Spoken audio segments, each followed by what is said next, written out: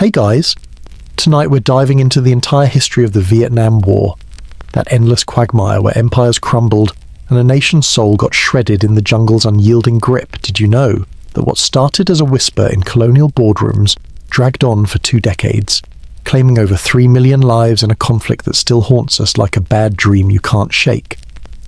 What if I told you the seeds were planted, not in bombs or battles, but in the quiet exploitation of rice fields where French overlords treated locals like disposable tools, forcing them to harvest riches that never filled their own bowls? Could a simple act of rebellion from a man who travelled the world spark a fire that consumed generations? And here's the kicker. Historians still debate whether Ho Chi Minh was a true revolutionary hero or just a pragmatic survivor, playing the long game in a world of superpowers, treating smaller nations like pawns in a chess match gone horribly wrong. So, before you get comfortable, take a moment to like the video and subscribe. Let me know where you're watching from and what time it is where you are. I love seeing how far this sleepy little time machine reaches. Now, dim the lights, maybe turn on a fan for that soft background hum, and let's ease into tonight's journey together. You choke on the sticky, sweat-soaked air of French Indochina's endless rice paddies, the humid chains of colonial rage wrapping around your chest like a forgotten promise that's turned sour and suffocating, each breath pulling in the earthy filth of exploitation that grinds into your skin, raw and unrelenting, as if the very ground resents the foreign boots stomping it down. Your bare feet sink into the warm mud, leeches latching on with that prickling pain that's almost ironic, like nature's own sarcasm reminding you that this land was never meant to feed empires but to nurture its own. Yet here you are, bent double under the sun's merciless glare, harvesting rubber and rice for distant Parisian tables, while your stomach growls with the injustice of it all. A quiet fury bubbling beneath the surface like steam from a pot about to boil over. You glance up, wiping the salty sweat from your eyes, and spot the French overseer on his horse, whip in hand, his uniform starched and crisp in a way that mocks your ragged cloth, his voice barking orders in a language that feels like nails on your eardrums, demanding more output from fields already bled dry. Historians still argue whether this colonial grip was a civilizing mission as the French claimed, or just naked greed dressed in Enlightenment rhetoric. But to you, it's the daily grind of pain, the iron bite of chains, literal and figurative, that chafes your wrists during forced labour shifts. Worse than being stuck in modern traffic with no AC on a sweltering day. Except here, the stakes are your survival, not just your patience. As the day drags on, the sensory struggle intensifies, the wet wool of your soaked shirt clinging like a second skin that's too tight, mutated from the morning's damp promise into an afternoon torment that itches and chafes, while the injustice of it all settles in your bones like a deep ache, knowing that your family's plot was seized years ago for a plantation that ships wealth overseas, leaving you with scraps and starvation wages that barely buy the rice you grow yourself. You hear whispers among the workers, faint at first, like the rustle of leaves before a storm, tales of a man named Nguyen Tat Than who'd later call himself Ho Chi Minh travelling the world as a cook on ships, absorbing ideas from Paris cafes and American docks, where he read Jefferson's words on equality and wondered why they didn't apply to his people back home. It's an absurd tidbit, isn't it? That the spark of revolution came from a kitchen hand who scrubbed pots in Harlem hotels, dreaming of liberty while facing the filth of discrimination himself.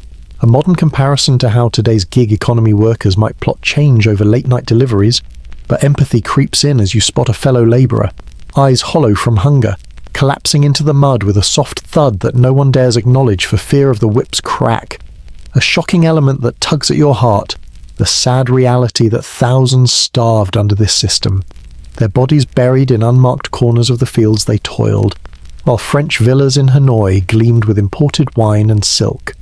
Zoom out for a moment, and the landscape stretches endlessly, a poetic sea of green paddies undulating under the tropical sky, yet scarred by the invisible lines of ownership that divide brother from brother, a widening perspective that reveals how this quiet oppression planted seeds of rage that would erupt not just here, but across oceans in boardrooms where maps were redrawn without a thought for the human cost.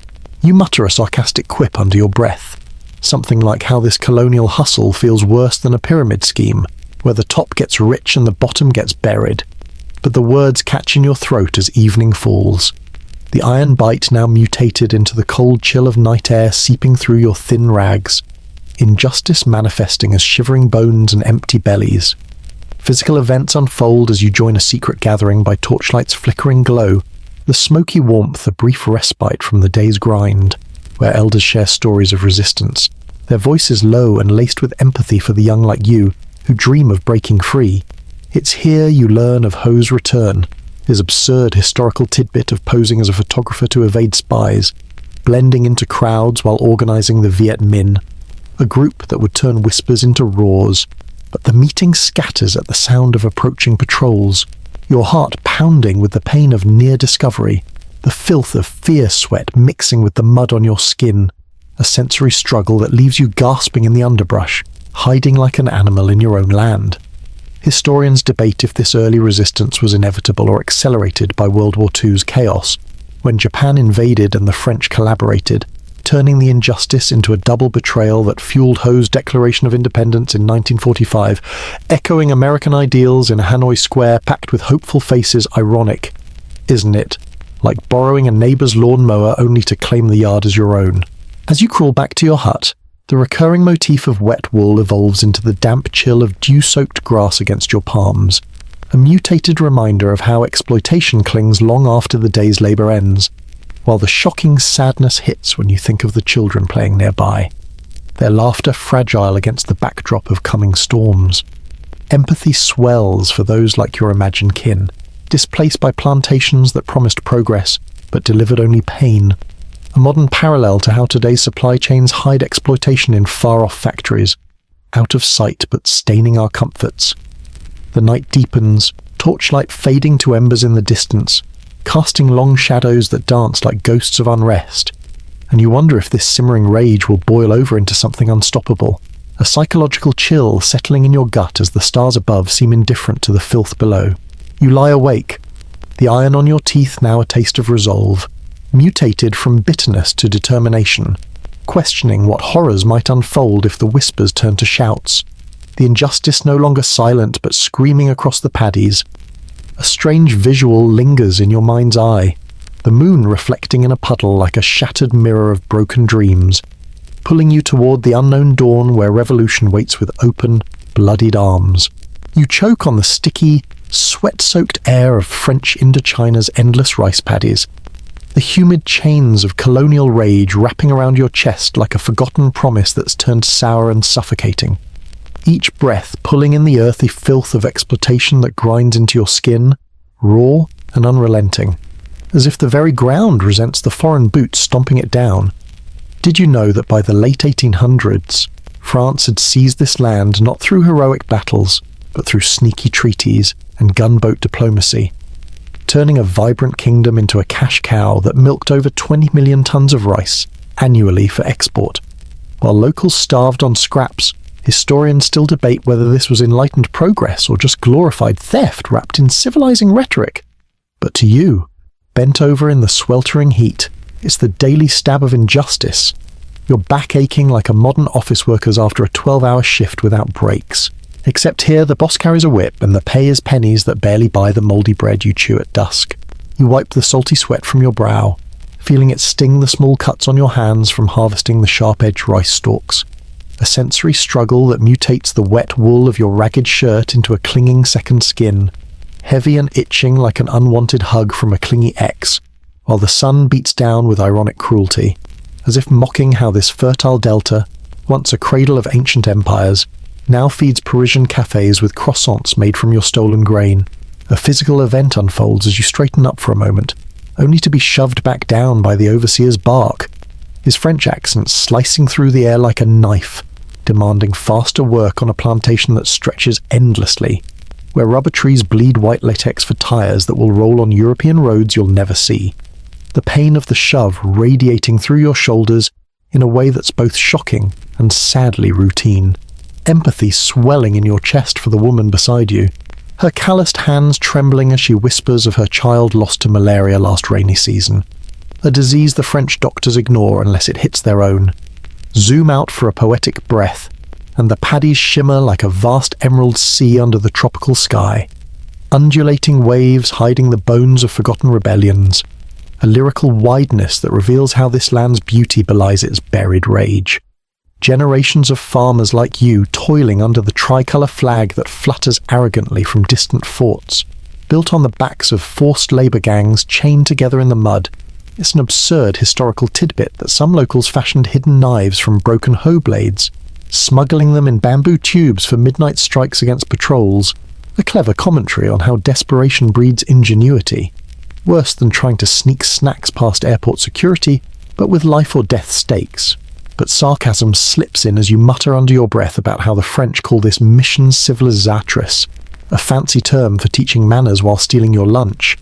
Ironic like a vegan preaching ethics at a barbecue, the factual moment weaves in naturally, recalling how in 1887 the French formalised their grip with the Indo-Chinese Union, extracting coal, tin, and opium to fund their empire, while imposing head taxes that squeezed families dry, sparking the first sparks of resistance like the Kanwong movement, where scholars and peasants alike rose up in futile waves, only to be crushed with machine guns that spat death from colonial arsenals. As the day grinds on, the recurring motif of iron on your teeth emerges from biting down on a tough root for lunch, mutated from the metallic tang of blood after an overseer's casual slap. A taste that lingers like unresolved anger, blending with the filth of paddy water splashing up your legs, carrying the injustice of polluted streams where factory runoff from French mines poisons the fish you once relied on. A shocking element hits when you spot a fellow worker collapse face first into the muck, his body convulsing from exhaustion or worse. The overseer prodding him with a boot as if checking spoiled fruit. A sad ripple that tugs at your empathy, knowing his family waits in a thatched hut with empty pots, their hopes dimmed by the same chains that bind you all. Modern comparison creeps in like a sly whisper, this setup feeling worse than scrolling through endless job listings on LinkedIn, where the grind promises upward mobility but delivers only burnout and debt. Except here, the exit interview comes with a bullet if you complain too loud. You push on, the physical toil building as you haul baskets heavy with harvest, shoulders screaming in protest. The pain a constant companion that mutates the humid air into a thick blanket pressing down, while whispers of change circulate among the bent figures around you. Tales of a young man named Ho Chi Minh, born Nguyen Sin Kung, who sailed away as a lowly deckhand, tasting the world's hypocrisies in New York's kitchens and London's fog, absorbing Marxist ideas that promised to shatter these chains. Though academics debate if his path was driven by pure ideology, or the raw pain of seeing his father beaten for defying a Mandarin, but as evening's shadows lengthen, the torchlight from a distant villa flickers like false hope, casting grotesque shapes on the water that reflect your weary face, a strange visual image of distorted humanity under oppression, leaving a psychological chill in your gut as you wonder if this simmering pot will boil over into flames that consume everything, or if the weight of it all will just drown you in the mud before dawn breaks again. You straddle the invisible wound at the 17th parallel, tasting the bitter rust of rigged elections on your tongue like the metallic tang of blood from a cut that won't heal, a forced separation that slices through families and fields alike, leaving you wondering if a single line drawn on a map by distant diplomats could really carve a nation in half, condemning millions to lives split between communist iron in the north and corrupt chaos in the south. Did you know that in 1954, after the French defeat at Dien Bien Phu, world powers gathered in Geneva not to grant true independence, but to hastily partition Vietnam like slicing a pie at a tense family dinner, with over 1 million refugees fleeing north or south in a mass exodus that historians still debate as voluntary migration or coerced panic.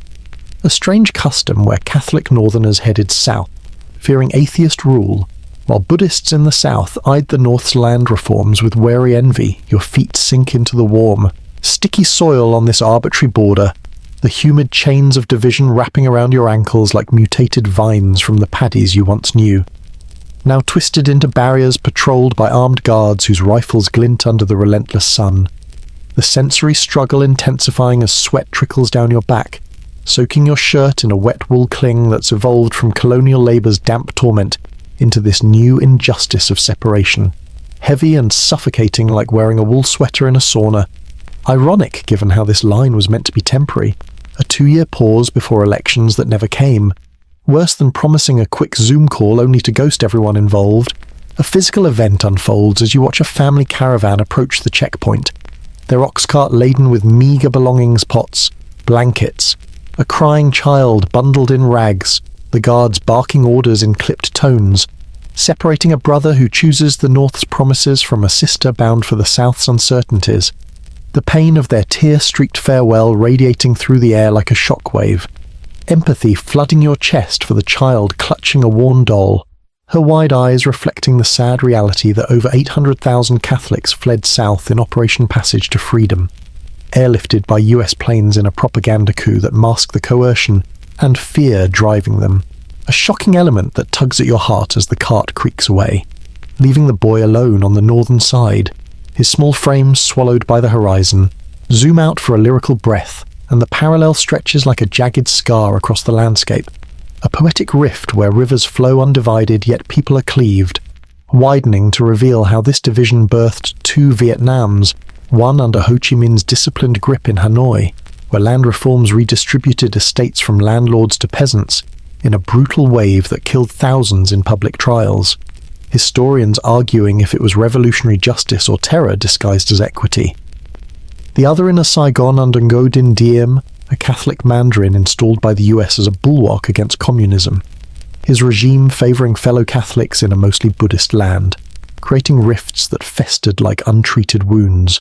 You revisit Ho Chi Minh, the figure from those whispered paddy gatherings, now a surprising twist as he consolidates power in the north, his frail frame belying the iron resolve that mutates the colonial chains into socialist shackles, where collective farms promise equality but deliver famine for some, an absurd historical tidbit that he quoted Thomas Jefferson in his Independence Declaration. All men are created equal, only to oversee purges that echoed Stalin's, a clever commentary on how ideals bend under power's weight, sarcastic like borrowing a neighbour's democracy playbook just to rewrite it in red ink. The factual moment slips in as you cross a makeshift bridge over a stream, the water murky with the filth of upstream factories, recalling how the Geneva Accords of 1954 mandated elections by 1956 to reunify, but Diem, backed by US dollars and CIA whispers, rigged a referendum with 98% approval votes exceeding registered voters in some districts. A modern comparison to sketchy online polls where bots inflate numbers. Except here, it sealed a nation's fate. Lessons learned in hindsight that propping up dictators for short-term stability sows long-term chaos. As Diem's crackdowns on Buddhists and dissidents ignited the very insurgency he feared, your tongue still carries that bitter rust, mutated now from election fraud's metallic aftertaste into the acrid bite of incense from a roadside shrine where a monk prays for unity, the injustice manifesting as the pain of divided loyalties. Your own kin perhaps scattered like these refugees, one uncle vanishing into northern re-education camps while an aunt scrapes by in southern slums. The sensory struggle peaking as dust from passing trucks coats your throat, choking you with the grime of a war brewing beneath the truce. Empathy deepens for the villagers huddled nearby, their faces etched with the sad weariness of those caught in superpower games. Shocking in how quickly the domino theory Eisenhower's fear that one communist fall would topple the region, like tiles, became self-fulfilling, the US pouring aid into Diem's coffers while ignoring his secret police torturing opponents in hidden cells, a pain that historians debate as necessary containment or arrogant overreach. As afternoon fades, the sun dips low, casting long shadows across the parallel like accusing fingers, a strange visual image of fractured light mirroring the nation's soul, leaving a psychological chill that whispers of coming storms, where this filthy separation might erupt into flames that consume everything you hold dear, or drag you into an endless limbo of guarded borders and lost connections. You navigate the vine-strangled paths of the Central Highlands, leeches latching onto your flesh with the prickling sting of stolen land that feels like tiny needles, injecting resentment directly into your veins, each bite a reminder of how the earth itself rebels against those who claim it without right. Did you know that by the late 1950s, over 1 million peasants had been displaced by Diem's land grabs in the south, fueling an insurgency where farmers turned fighters overnight, historians still debating if this was pure communist orchestration or a grassroots explosion of fury against a regime that favored Catholic elites in a Buddhist-majority nation. A strange custom where villagers hid weapons in rice sacks during the day, only to unearth them under moonlight for ambushes that caught arrogant patrols off guard. Your boots sink into the soft, sucking mud of the trail, the humid chains of the jungle wrapping around your legs like mutated restraints from the colonial days, evolved now into this tangled web of roots and foliage that scratches and snags with every step. The sensory struggle building as sweat pours down your back, mixing with the salty itch of insect bites that swell like accusations, heavy and unrelenting like carrying a backpack full of regrets on a hike that never ends. Ironic, given how this path, the Ho Chi Minh Trail, snaking through Laos and Cambodia, was meant to be invisible. A network of bicycle-pushed supplies and foot-slogged soldiers that defied American bombers. Worse than trying to find your way through a crowded IKEA without a map. Except here getting lost means a sniper's bullet instead of just frustration. A physical event erupts as you stumble upon a hidden supply cache, your hand brushing against a buried crate of rifles wrapped in oilcloth to ward off the rust. The metallic tang on your tongue resurfacing from the parallel's bitter divide. Mutated now into the oily residue you lick from your fingers after prying it open, revealing grenades and ammo that villagers smuggled under the noses of DM's police. The pain of discovery radiating through your palms as thorns from the covering vines draw blood. A shocking element that jolts you when you hear a faint rustle nearby, a young Viet Cong scout emerging from the shadows, his eyes hollow with the sad hunger of a boy forced to fight for land his family lost to corrupt officials who pocketed US aid meant for reforms.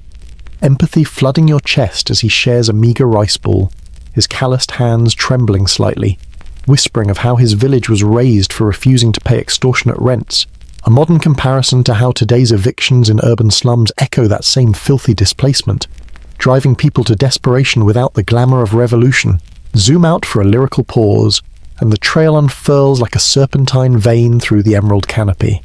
A poetic artery pulsing with the lifeblood of resistance, widening to encompass how this resentment brewed from the North's harsh land reforms, where Ho Chi Minh, revisited from those paddy whispers, twisted his surprising path into a surprising twist by admitting mistakes in the purges that killed thousands of landlords in public spectacles. Academics arguing if this was a genuine correction or just propaganda to consolidate power.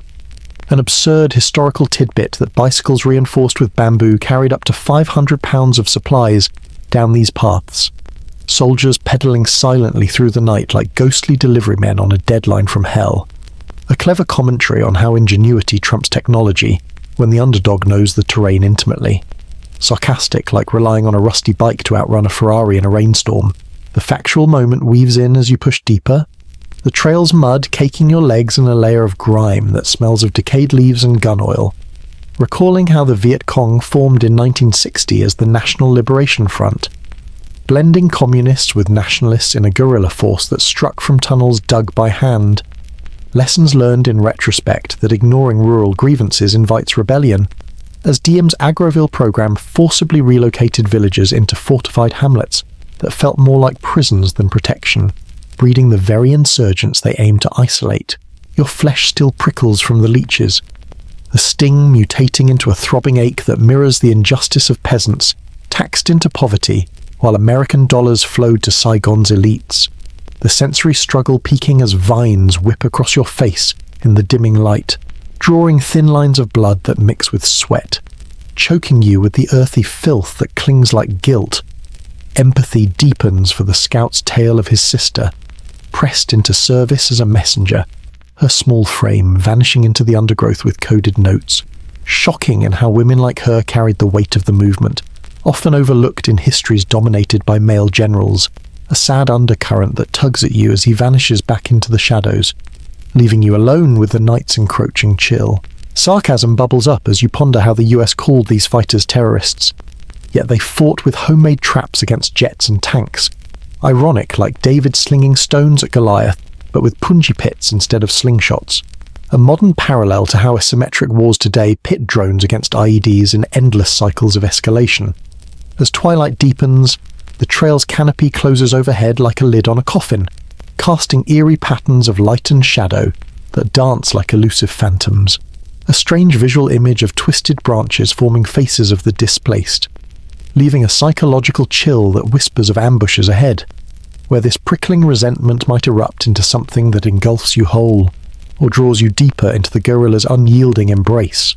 You inhale the acrid blaze of monastic fire rising from Saigon's bustling intersection, the injustice burning your nostrils like a silent scream that sears deeper than any battlefield wound, leaving you gasping as if the flames lick at your own skin.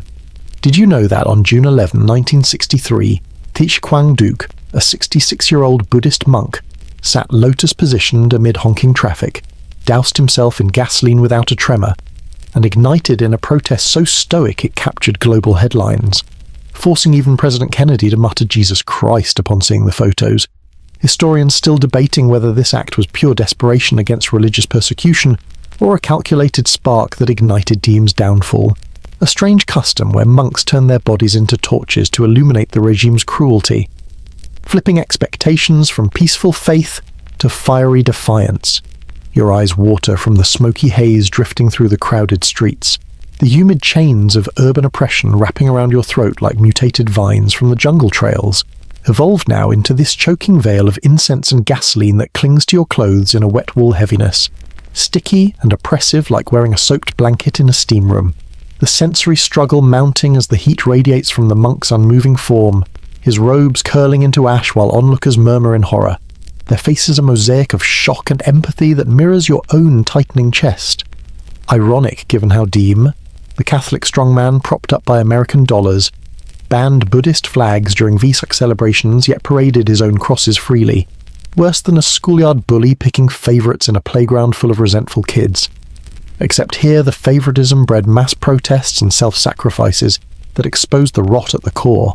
A physical event surges as you push through the gathering crowd, your hand brushing against a fellow protester's arm slick with nervous sweat, the pain of the moment radiating through the air like waves from a bonfire, when suddenly police vans screech to a halt, officers spilling out with batons raised, cracking down on the demonstrators with thuds that echo in your ribs, a shocking element that jolts you as one monk nearby collapses under the blows, his blood staining the pavement in a sad pool that tugs at your empathy.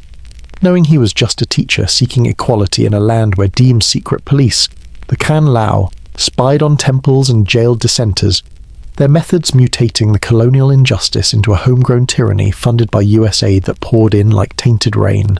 Over $1 billion by 1963 alone.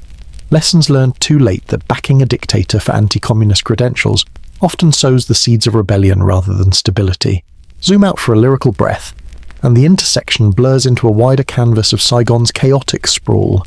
A poetic inferno where pagodas stand defiant amid French-style boulevards, widening to encompass how this religious rift cracked open the regime's facade, revisiting Diem from the parallel's bitter divide with a surprising twist. He, the Mandarin once hailed as Asia's Churchill by Eisenhower, now isolated in his palace, surrounded by family cronies like his brother Nu who ran opium rackets to fund the police state, an absurd historical tidbit that Nu's wife, the infamous Madame Nu, dismissed the immolations as barbecues in press interviews, a clever commentary on how arrogance blinds leaders to the flames licking at their feet, sarcastic like a celebrity tweeting tone-deaf jokes during a crisis, only to watch their empire crumble in the backlash.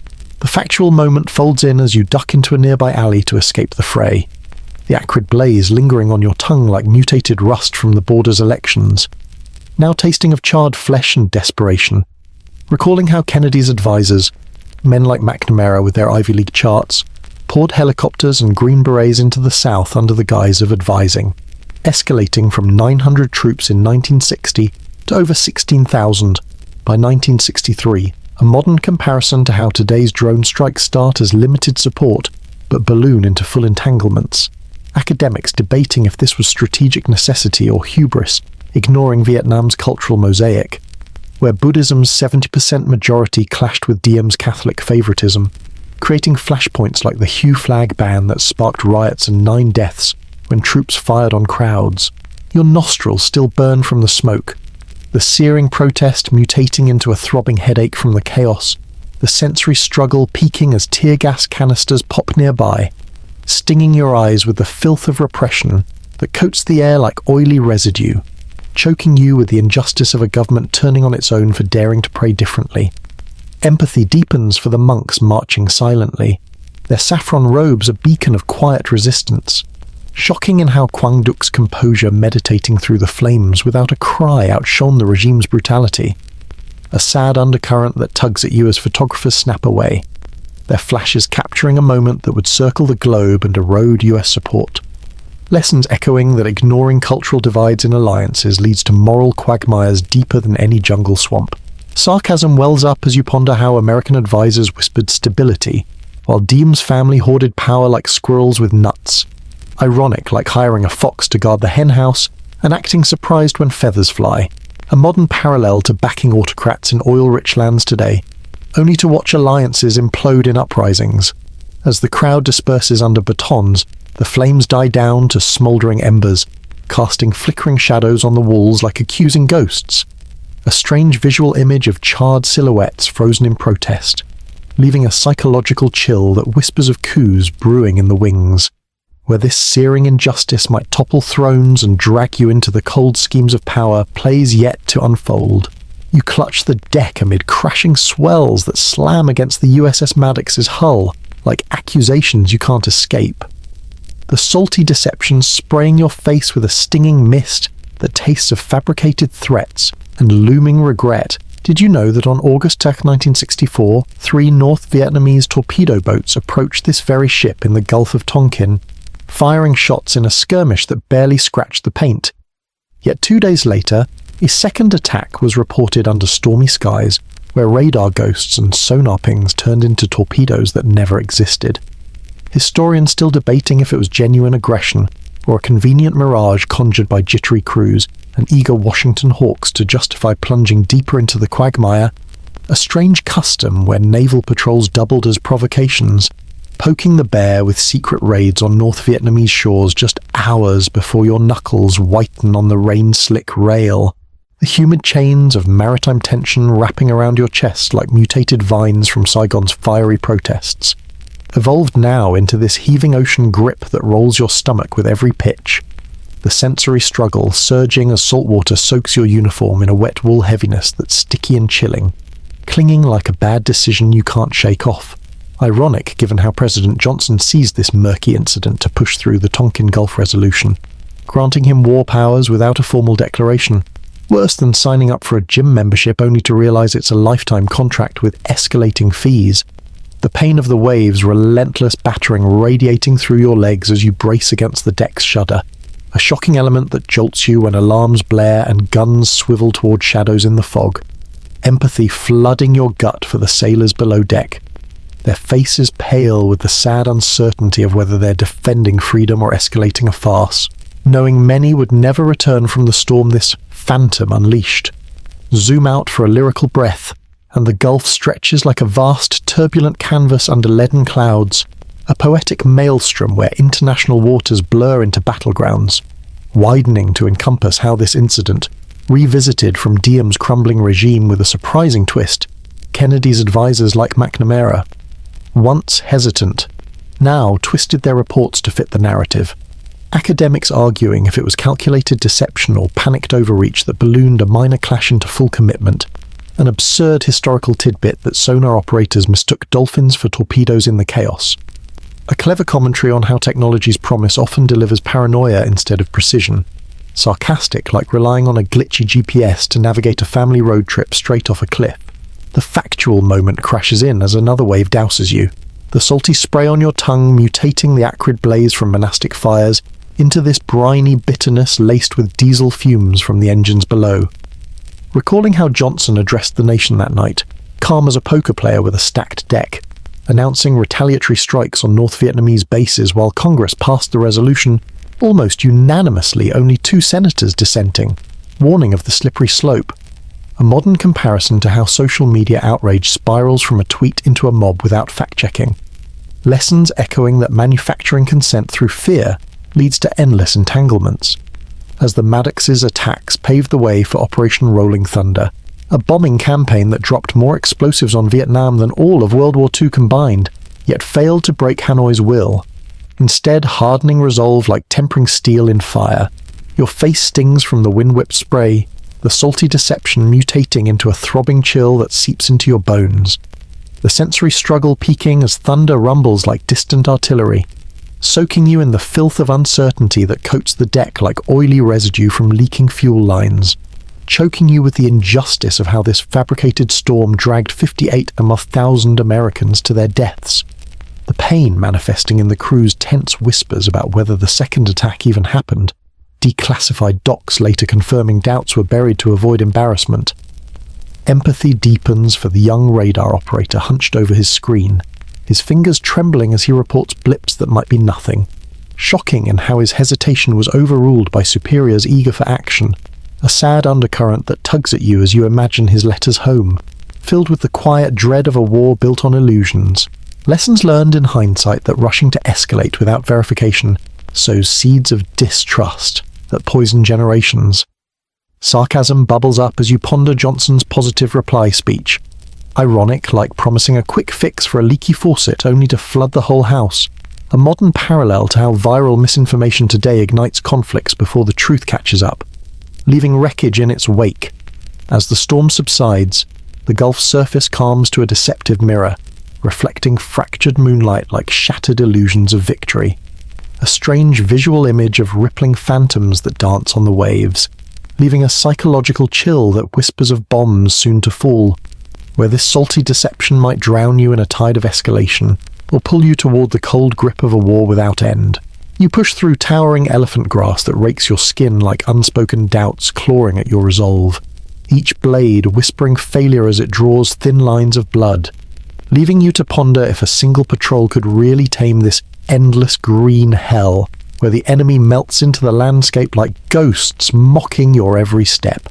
Did you know that in 1965 the first US combat troops splashed ashore at Da Nang, not as conquerors, but as reluctant guardians, ballooning from a handful of advisors to over 180,000 by year's end in a surge that historians still debate as bold strategy or panicked overcommitment? A strange custom where Marines traded beach umbrellas for M16s in a tropical nightmare that turned paradise into a graveyard. Your boots squelch in the humid decay clinging like a mutated shroud from the Gulf's salty mists, evolved now into this rotting undergrowth that coats your legs in slimy filth, the sensory struggle intensifying as sweat pours into the fresh scratches, stinging like salt in an open wound while the sun beats down with ironic cruelty, baking you in a wet wool armor that's heavy and suffocating, as if the jungle itself conspires to weigh you down heavier than your 60-pound rucksack, stuffed with ammo and sea rations that taste like cardboard regrets, worse than hiking a trail app's easy loop that turns out to be a vertical slog with no summit view, the pain of blistered feet radiating upward with every trudging step, a shocking element that jolts you when a tripwire snaps nearby, not exploding but reminding you of the thousands who stepped wrong on punji stakes, smeared with feces to ensure infection's slow agony. Empathy surging in your chest for the grunt ahead, his face etched with the sad exhaustion of a drafty yanked from a Chicago factory job, now humping through this quagmire where home feels like a faded postcard dream. Zoom out for a lyrical breath, and the grass sways like an undulating sea of emerald knives under the relentless sky. A poetic wilderness where rotors slice the air like mechanical reapers, widening to reveal how this search and destroy doctrine, brainchild of General Westmoreland, aimed to flush out Viet Cong with overwhelming firepower, yet often razed villages in futile sweeps, academics arguing if it was tactical necessity or a myopic blunder that alienated the very hearts and minds it sought to win. Revisiting Ho Chi Minh from the Trail's whispers, with a surprising twist he, the elusive architect, directed supplies down hidden paths that bypassed these hunts. His frail health belying a strategic genius that turned American mobility against itself, an absurd historical tidbit that troops nicknamed helicopters Hueys after their HU-1 designation, but soon learned their whirling blades announced arrivals like dinner bells to ambushes, a clever commentary on how technology's roar drowns out subtlety, sarcastic like boasting a self-driving car that crashes because it can't read potholes, a modern comparison to drone strikes today that promise precision but often hit weddings instead of targets, lessons echoing that superior hardware crumbles against an enemy who knows every route and rice paddy like the back of their hand, The factual moment presses in as you crest a small rise, the humid decay on your boots mutating into the sticky mud that cakes higher with each slosh. Recalling how Operation Rolling Thunder's bombs cratered the north while ground ops like Cedar Falls in 1967 bulldozed entire hamlets, displacing 6,000 civilians in a bid to clear free fire zones that only bred more recruits for the cause, the pain manifesting in your throbbing calves as you drop to a knee behind cover, scanning for movement that never materializes, the sensory struggle peaking as elephant grass whispers against your helmet, its scratching mutated from doubts into a constant itch, like ants crawling under your skin, choking you with the filth of futility that hangs in the air like gun smoke after a false alarm. Empathy deepens for the villagers you glimpse through the stalks, their thatched roofs peeking like wary eyes. Shocking in how your unit's approach sends them fleeing into tunnels dug beneath their homes. A sad undercurrent that tugs at you as you spot an abandoned water buffalo lowing in confusion. Its owner perhaps now a reluctant fighter after losing everything to artillery, called in on suspicion alone. Lessons learned in hindsight that winning territory means nothing if you lose the people, as these sweeps inflated body counts with civilians mislabeled as enemy to appease brass back home. Sarcasm wells up as you ponder the light at the end of the tunnel speeches from Washington. Ironic, like chasing a mirage in the desert only to find it's a heat shimmer from your own exhausted breath. A modern parallel to endless social media scrolls promising connection but delivering isolation. Leaving you hollow amid the hunts. As rotors whirl overhead, chopping the air with mechanical mockery, the grass parts to reveal a cratered clearing scarred by prior bombs. A strange visual image of pock-marked earth, like acne on a weary face, leaving a psychological chill that whispers of ambushes lurking in the futility, where this scratching exhaustion might drag you into a hunt that ends not with victory, but with the cold embrace of endless patrols. You squeeze into the soil-choked tunnels beneath Kuchi's tangled roots that feel like the earth's own resentful fingers dragging you down into a suffocating embrace, the musty filth invading your lungs like buried secrets, exhaling their stale breath directly into your face, leaving you coughing on the damp decay that tastes of centuries-old dirt and desperation. Did you know that these underground networks, stretching over 150 miles like a subterranean city, were hand-dug by Viet Cong fighters using nothing but baskets and trowels, sheltering entire villages during US sweeps? Historians still debating whether they represented ingenious survival or a desperate symptom of a war where the ground itself became the battlefield. A strange custom where families cooked meals in hidden vents to disperse smoke through multiple chimneys, fooling aerial spotters into thinking it was just morning mist. Your knees scrape against the rough clay walls, the humid chains of confinement wrapping around your body like mutated vines from the elephant grass above, evolved now into this clammy tightness that presses in from all sides, the sensory struggle overwhelming as beads of sweat mix with dripping groundwater to form a slick mud that coats your skin in a wet wool layer that's slimy and oppressive, clinging like a living thing that mutates with every inch you crawl, heavy and suffocating as if the tunnel is breathing back at you. Ironic given how these passages doubled as hospitals, schools, and armories where women gave birth amid the muffled thuds of distant bombs. Worse than squeezing through a crowded subway during rush hour, but with the added terror of collapse or ambush, the pain of claustrophobia radiating through your chest in waves that make your heart pound against your ribs like a trapped animal. A shocking element that jolts you when your hand brushes something soft in the dark, a forgotten bandage from a wounded fighter, stained with the sad residue of blood long dried. Empathy flooding your cramped form for the teenage girl who might have bandaged her brother here. Her hands trembling in the flickering candlelight as she whispered prayers against the injustice of a war that turned homes into hideouts. Zoom out for a lyrical breath, and the tunnel network sprawls like a labyrinthine vein beneath the verdant surface. A poetic underworld where echoes of laughter and strategy mingle with the drip of eternal moisture, widening to encompass how this subterranean defiance thwarted American tunnel rats. Brave souls armed with only pistols and flashlights who volunteered to crawl in after. Academics arguing if their missions were heroic necessities or futile intrusions into an enemy's intimate domain. Revisiting General Westmoreland from the futile patrols with a surprising twist, he, the architect of search and destroy, underestimated these warrens, pouring resources into flamethrowers and gas that only harden resolve below, an absurd historical tidbit that rats were trained to sniff out explosives but often got distracted by the scent of human fear sweat, a clever commentary on how nature's whims mock man's machines, sarcastic like sending a Roomba into a hoarder's basement expecting spotless floors, a modern comparison to how cybersecurity experts chase hackers through digital tunnels today, only to find the threats multiply like viruses in the code. The factual moment creeps in as you inch forward, the musty filth on your tongue mutating the salty spray from naval deceptions into this earthy bitterness laced with the faint metallic tang of gunpowder residue from stored weapons. Recalling how in 1966, Operation Crimp aimed to clear Q-Chi with 8,000 troops and B-52 strikes, yet the tunnels absorbed the assault like a sponge, allowing fighters to pop up behind lines for hit-and-run attacks that left GIs bewildered, lessons echoing that dominating the surface means little when the enemy owns the depths, as these networks sheltered up to 10,000 people at peak, turning the war into a three-dimensional chess game where Americans played only on the board while Viet Cong moved below it. Your elbows ache from the constant propulsion, the claustrophobic dread mutating into a throbbing pressure behind your eyes that blurs the faint light ahead, the sensory struggle peaking as roots dangle from the ceiling like grasping fingers brushing your helmet, snagging and pulling with a filth of spiderwebs that stick to your face, choking you with the injustice of how these traps booby-trapped doors. Punji pits lined with sharpened bamboo were forged from local materials by villagers whose simmering rage had boiled over from Diem's relocations, breeding generations of fighters who knew every twist like the veins in their own hands.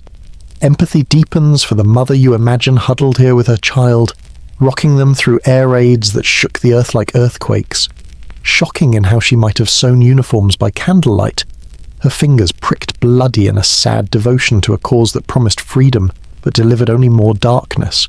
Lessons learned in retrospect that underestimating cultural resilience turns tools of survival into weapons of attrition. Sarcasm bubbles up as you ponder the US term hearts and minds. Ironic, like trying to win a date by bulldozing their house first. A modern parallel to social media influencers peddling authenticity while curating every post, leaving followers disillusioned when the facade cracks.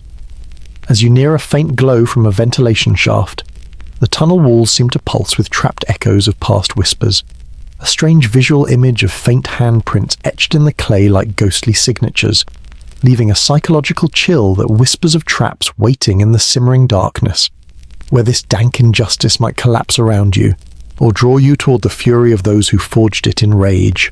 You gasp through the chemical inferno's haze that engulfs the canopy, like a vengeful fog born from man's arrogance, the scorching residue of napalm clinging to your tongue in a fiery aftertaste that burns like a curse muttered by the earth itself, leaving you retching as if the flames have seared your insides without touching your flesh.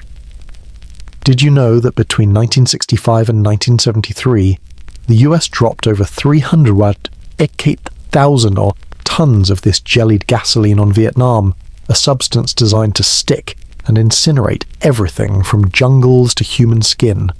Historians still debating whether it was a tactical necessity to deny cover, or a war crime that scorched civilians in numbers rivaling Hiroshima's toll. A strange custom where pilots released canisters from the sky like demonic rain.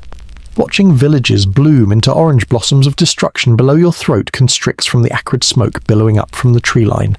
The humid chains of aerial assault wrapping around your lungs like mutated tendrils from the tunnel's dank walls, evolved now into this choking vapor that seeps into every pore, the sensory struggle overwhelming as the heat waves distort your vision, turning the landscape into a wavering mirage where trees twist like agonized figures, heavy and suffocating like inhaling the exhaust from 1,000 idling trucks. Ironic given how Operation Ranch Hand sprayed 20 million gallons of Agent Orange across 5 million acres to strip the foliage, mutating the wet wool cling of your fatigues into a toxic slick that itches and burns under the relentless sun. Worse than slathering on sunscreen that turns out to be hot sauce. The pain of blistering skin radiating outward as you stumble through a defoliated patch. Roots exposed like skeletal fingers grasping at nothing. A shocking element that jolts you when you spot a cluster of villagers fleeing the drop zone, their clothes singed and faces smeared with soot. Empathy surging in your chest for the child among them, her small hands clutching a charred doll as she coughs up black phlegm. The sad reality of birth defects haunting future generations from dioxin's invisible poison. Lessons echoing that short-term tactical gains often sow long-term human catastrophes, as these chemicals not only cleared paths, but poisoned wells and farmlands for decades. Zoom out for a lyrical breath, and the scarred earth unfurls like a blistered canvas under the hazy sky. A poetic wasteland where once lush rivers now run orange-tinged with runoff, widening to encompass how this defoliation campaign, codenamed for the coloured barrels like a twisted rainbow, aimed to starve the Viet Cong by destroying crops yet ended up famishing civilians en masse. Academics arguing if it was environmental warfare's birth or just escalation's blind fury. Revisiting Westmoreland from the futile patrols with a surprising twist, he, the body count obsessive, approved these sprays despite early warnings from scientists about long-term harm, his strategy fracturing as pilots like those in the Ranch Hand Squadron painted sardonic slogans on their planes, such as "Only you can prevent forests," an absurd historical tidbit that crews wore lucky charms like rabbit feet to ward off anti-aircraft fire while dropping death from above. A clever commentary on how hubris masks horror with gallows humour, sarcastic like tweeting fire emojis during a wildfire while denying climate change. A modern comparison to how pesticides today promise bountiful harvests but deliver ecological dead zones, leaving bees buzzing in confusion and rivers silent of fish.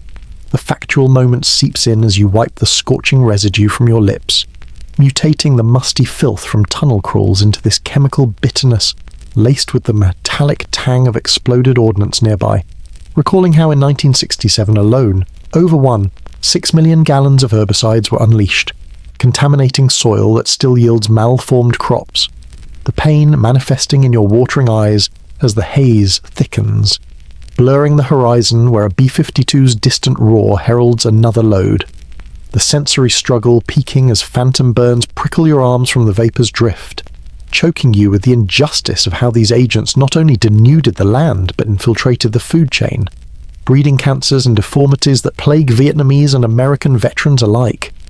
Empathy deepening for the farmer you imagine downstream, his fields barren and children born with twisted limbs. Shocking in how US courts later compensated their own troops for exposure while denying claims from Vietnamese victims. A sad undercurrent that tugs at you as you picture families sifting through poisoned soil for scraps.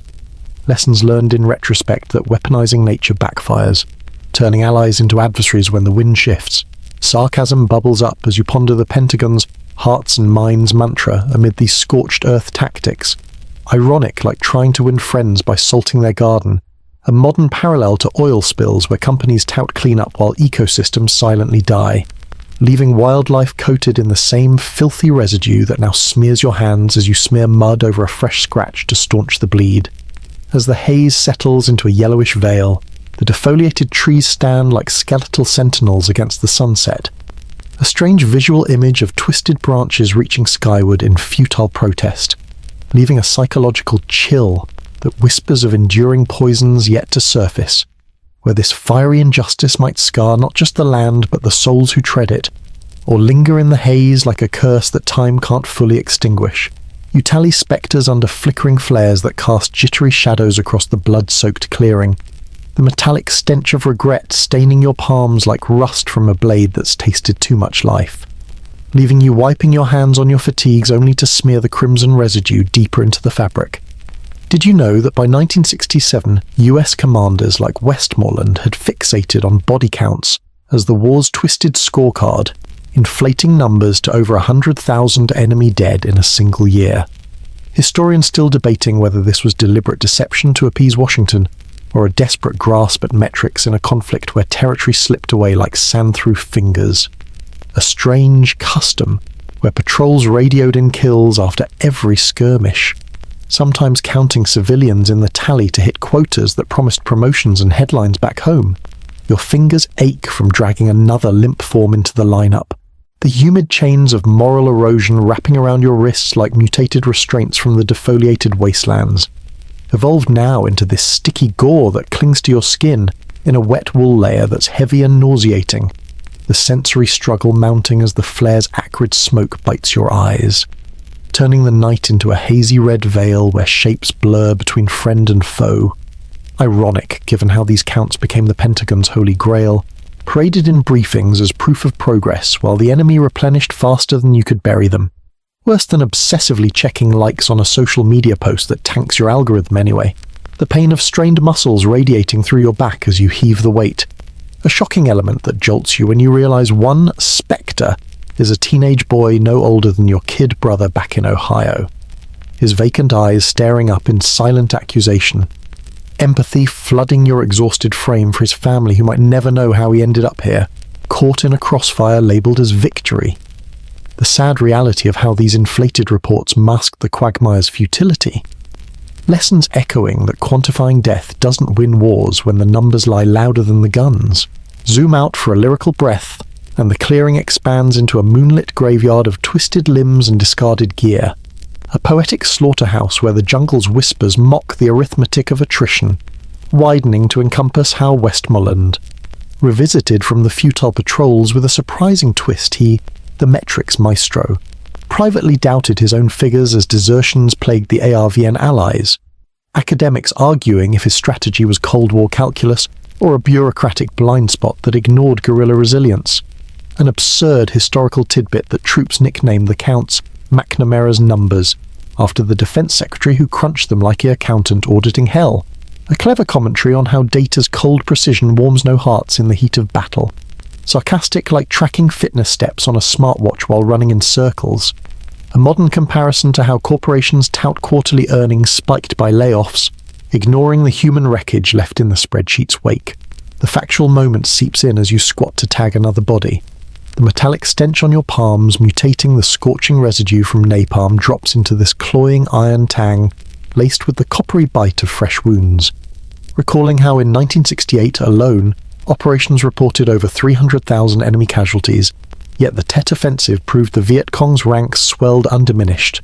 The pain manifesting in your cramped hands as you fumble the dog tags, the sensory struggle peaking as firelight dances erratically, casting grotesque shadows that mutate the crimson pools into writhing shapes under your boots, choking you with the injustice of how these tallies justified more troops escalating to 500,000 by 1968 while morale crumbled under the weight of pointless patrols, breeding fraggings where soldiers turned on officers who demanded higher kills, empathy deepening for the medic nearby, his gloves slick with the sad futility of patching wounds that statistics ignored, shocking in how he whispers of a village razed yesterday, its inhabitants added to the count without verification, a sad undercurrent that tugs at you as you imagine their unburied remains feeding the jungle's voracious hunger. Lessons learned in retrospect that pursuing attrition against a determined foe only exhausts your own side first, as the North Vietnamese viewed time as their ally, outlasting the invaders like a marathon runner pacing against sprinters. Sarcasm bubbles up as you ponder the brass's light at the end of the tunnel briefings, ironic like promising a diet works while the scale climbs higher. A modern parallel to social media influencers faking transformation photos for sponsorships, leaving followers disillusioned when the filter fades, your palms still stained, the regret mutating into a throbbing guilt that pulses with each heartbeat, the sensory struggle easing only slightly as the flare sputters out, plunging the clearing into moon-dappled darkness where outlines soften but the stench sharpens, choking you with the filth of uncounted truths buried beneath the official logs. Empathy for the enemy scout you might have tallied, perhaps a farmer conscripted against his will, shocking in how his pockets yield a faded photo of a smiling family, a sad reminder that every number hides a story erased by the grind. Lessons whispering that wars aren't won by ledgers but by wills unbroken. As dawn's grey fingers creep over the horizon, the spectres fade into indistinct mounds under tarps. A strange visual image of lumpy silhouettes like forgotten luggage on a battlefield carousel, leaving a psychological chill that whispers of hollow reckonings yet to come, where this crimson regret might stain not just your hands but the soul of a nation tallying its own losses in the dawn's unforgiving light. You sense global scrutiny like accusatory rain pelting your skin from afar, the cold aid fueling distant fires that warm no one but the ideologues. as echoes of protests mingle with the sweat of a war's-weary, worldwide burden that drips down your brow like condensation on a forgotten window. Did you know that by 1966, the Soviet Union had shipped over $2 billion in weapons to North Vietnam, including MiG jets and surface-to-air missiles that turned the skies into deadly traps for American pilots? Historians still debating whether this was genuine solidarity with a fellow communist state or a cynical proxy play to bleed the US without direct confrontation. A strange custom, where Moscow trained Vietnamese gunners in Siberian camps, bundling them in fur coats against the frost, only to send them back to sweltering jungles where the equipment rusted faster than resolve. Your neck prickles under the weight of invisible eyes from Moscow's Kremlin towers, the humid chains of international intrigue wrapping around your throat like mutated vapors from the defoliated haze. Evolved now into this chilling drizzle of geopolitical tension that soaks through your shirt in a wet wool cling that's clammy and insistent, heavy and suffocating like wearing a sodden overcoat in a downpour that never lets up. The sensory struggle building as the prickling spreads to your arms, tiny goosebumps rising like accusations from allies who whispered doubts in European cafes. Ironic given how the US preached containment, yet found itself contained by a web of foreign support that turned a local uprising into a global chess match. Worse than joining a group chat where everyone gangs up on you with memes you don't understand. The pain of isolation radiating through your shoulders as you hunch over a map in a dimly lit Saigon bunker. Fingers tracing supply lines that snake from Beijing and Moscow like arteries pumping life into the enemy. A shocking element that jolts you when a radio crackles with news of another downed B-52, its crew, parachuting into captivity where Hanoi Hilton's iron bars await. Empathy surging in your chest for the pilot's family back in Kansas. Their letters returned unopened. The sad reality of how Soviet radar tech turned Vietnamese hills into no-fly zones. Lessons echoing that underestimating proxy wars invites superpowers to meddle without skin in the game. As China's 300,000 engineers rebuilt bombed bridges overnight, their labor a silent thumb in America's eye. Zoom out for a lyrical breath, and the world map unfurls like a tattered scroll under stormy skies. A poetic tapestry where red arrows from the east pierce the Pacific's blue expanse, widening to encompass how this scrutiny fractured alliances. Revisiting Johnson from the Gulf's phantom storm with a surprising twist, he, the escalator-in-chief, privately fumed at Soviet Premier Kosygin's back-channel offers of peace that masked continued arms flows. Academics arguing if the Sino-Soviet split weakened or strengthened Hanoi's hand by forcing it to play both giants against each other. An absurd historical tidbit that Chinese troops manned anti-aircraft guns in Hanoi disguised as civilians, blending into crowds with conical hats while manning SAM sites that downed over 900 US aircraft. A clever commentary on how deception thrives in shadows. Sarcastic, like inviting rivals to your party only to have them spike the punch. A modern comparison to how today's sanctions wars see nations smuggling tech through third-party shells, leaving enforcers chasing ghosts in global trade routes. The factual moment drips in as you wipe the accusatory rain from your eyes. The prickling weight on your neck mutating the metallic stench from body counts into this icy droplets laced with the tang of foreign intrigue. Recalling how in 1967 alone, Soviet ships docked in Haiphong Harbor, unloaded 150,000 tons of munitions under the guise of humanitarian aid, the pain manifesting in your clenched jaw as you read dispatches of French intellectuals like Sartre marching in Paris against the war, their banners decrying American imperialism while ignoring Moscow's own puppet strings, the sensory struggle peaking as the rain mutates into a steady patter that soaks your boots, turning the ground to mud that sucks at your heels like the quagmire's grasp extending worldwide, choking you with the injustice of how European allies like Britain provided lip service support but harboured growing anti-war movements that filled Trafalgar Square with chants echoing your own doubts. Empathy deepens for the Vietnamese peasant far below. His rice paddy flooded not just by monsoons but by the fallout of global games. Shocking in how Chinese railroads ferried tanks south while Beijing's Cultural Revolution raged at home. A sad undercurrent that tugs at you as you imagine families in Hanoi huddled under Soviet-supplied blankets, their children learning Russian phrases for thank you amid air raid sirens. Lessons learned in retrospect that proxy aid prolongs conflicts, turning local grievances into international arenas where the pawns pay the price. Sarcasm bubbles up as you ponder Washington's domino theory. Ironic, like fearing one falling tile only to knock over the whole set yourself with clumsy interventions. A modern parallel to how social media echo chambers amplify misinformation, leaving truths drowned in algorithmic floods. But the prickling intensifies with news of protests in Tokyo, where students clash with riot police over US bases on Okinawa. Their Molotov cocktails a fiery rebuttal to alliance pacts that bind unwilling hosts. The cold aid from superpowers mutating into a global chill that seeps into your bones. The sensory struggle evolving as the rain mixes with sweat to form rivulets that trace icy paths down your spine, choking you with the filth of diplomatic hypocrisy, where UN debates in New York devolve into vetoes and walkouts. Empathy for Indian leaders like Nehru, who condemned the war as neo-colonialism while navigating their own non-aligned path. Shocking in how African nations saw Vietnam as a mirror to their anti-imperial struggles, supporting Hanoi with moral weight if not material. A sad irony that tugs at you as you recall Canadian doctors treating wounded Americans in secret. Their neutrality strained by the war's gravitational pull. The factual layer thickens with reports of Swedish activists harbouring US deserters.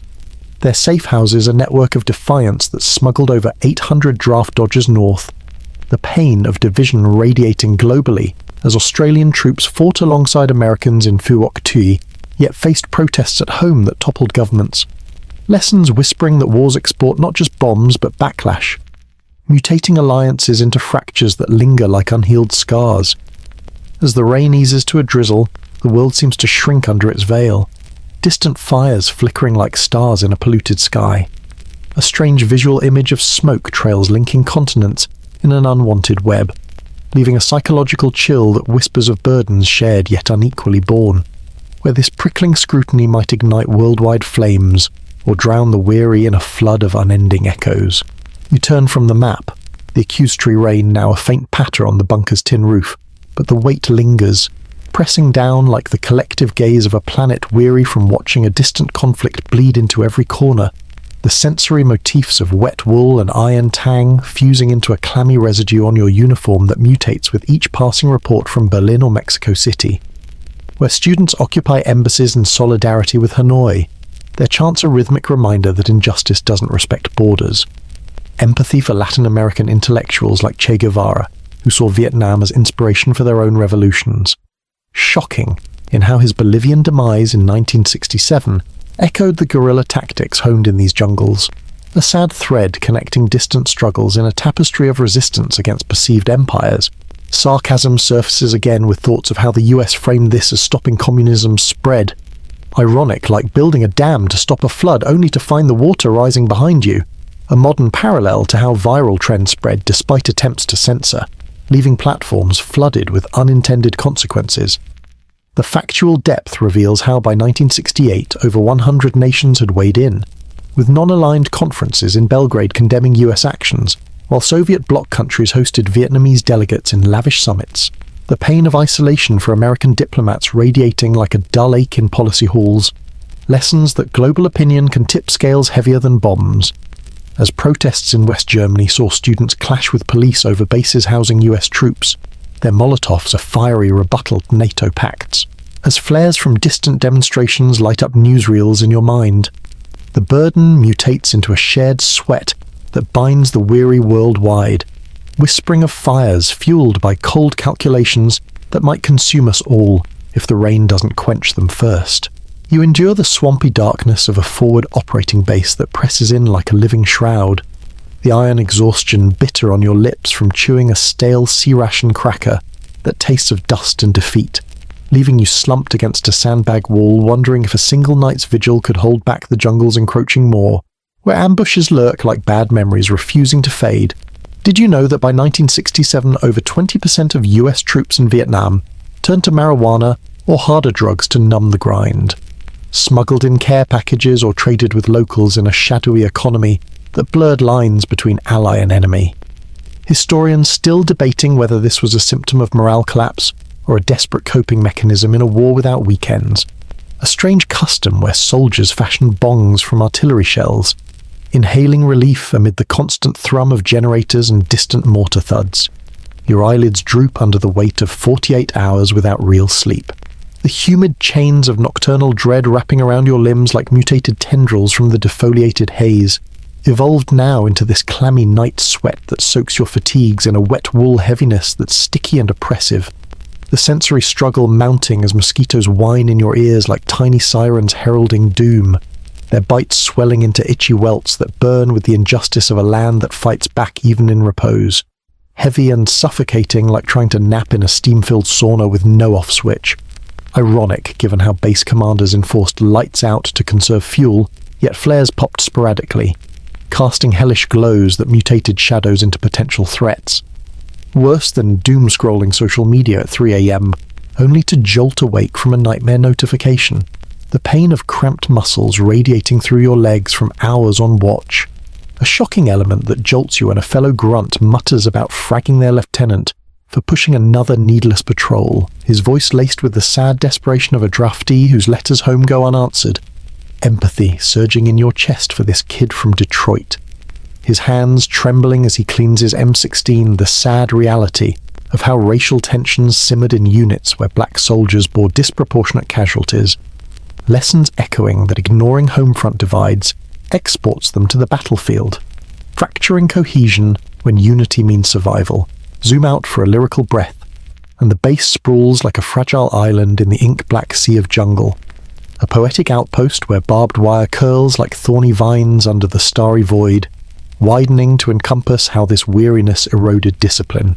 Revisiting Westmoreland from the body count obsessions with a surprising twist he, the metrics master, overlooked how his demands for high kills bred resentment that boiled into over 800 confirmed fraggings by war's end. Academics arguing if this was command failure or the inevitable rot of an unpopular draft. An absurd historical tidbit that troops used C4 explosives not just for demo, but to heat meals, risking blast for a warm bite in the chill. A clever commentary on how necessity mothers invention even in absurdity. Sarcastic like microwaving leftovers with a hairdryer because the power's out again. A modern comparison to how gig workers today burn out from endless shifts, trading health for hustles that promise freedom but deliver exhaustion. The factual moment slips in as you shift position, the iron exhaustion on your lips mutating the crimson residue from tallies into this gritty film from unfiltered cigarettes shared in the dark. Recalling how in 1968, drug use spiked after Tet, with opium dens in Saigon luring GIs for escape.